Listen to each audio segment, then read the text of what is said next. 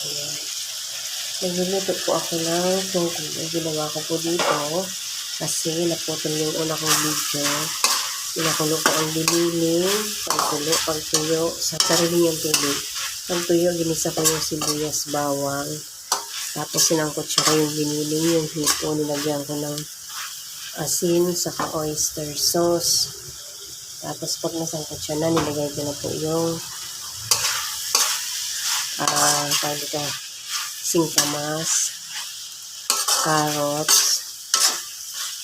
Tapos nilagyan ko ng paminta, nilagyan ko ng asin. Ayan na po siya. And then po, pinirito ko rin yung kamote. Ayan. Nilagyan ko na po ito ng asin. Ito ko na. Niluto ko ng maigi sila para huwag naman matigas kasi pagka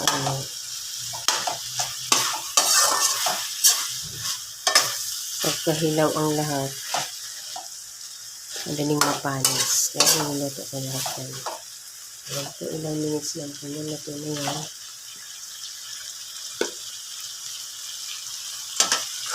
Ilalagay ko na siguro itong lupon nyo.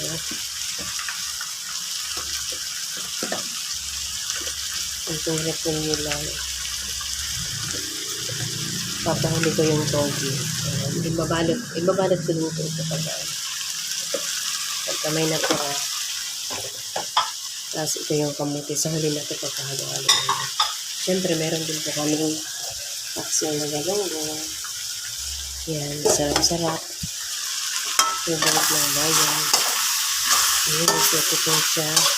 Hindi kasi ako naglagay ng tubig. Hayaan ko po siyang magtubig.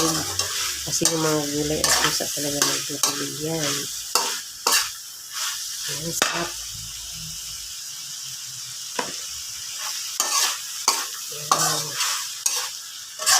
Sarap tignan, diba? Pero masarap talaga yan. Lalo may oyster sauce yan. Sarap. Ang lasa-lasa. Nilagyan ko rin po yan ng paminta. Masya. Halo-halo lang tayo. Tapos, ilalagay ko na ngayon yung togi. Nagtututong kasi pag hindi inalo. Ilalagay ko na ngayon yung togi. Tutubig din ito.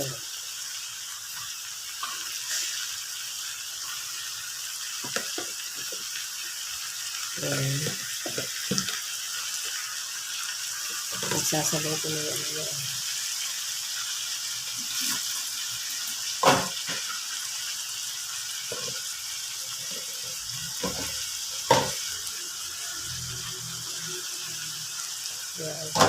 Tapos ilagay ko na rin yung kamote.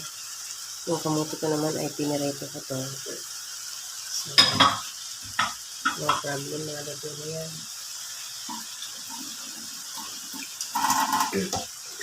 Sarap. Kakainin namin gulay. Tapos pag may natira, ilalapit ko. Pwedeng pang merienda yan.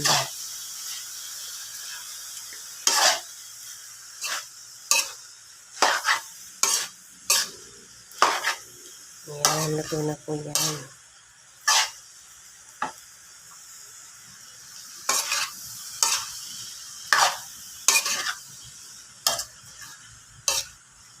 Ayan. Sarap. Sarap.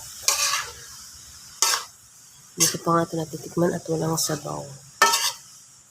Ayan, may konting sabaw. Tikman natin kung sakto ba ang lasa o kailangan natin lagyan ng asin o oyster sauce. Kailangan natin lagyan ng asin.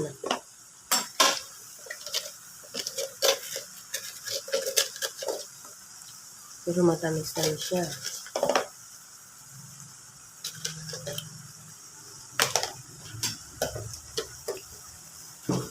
Babatayin ko ito pagka nahalo ko lang ito asin. Sarap.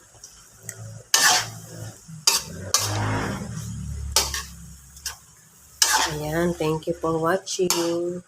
Sana may nakuha kayong idea. Salamat po. Okay na, luto na. Thank you.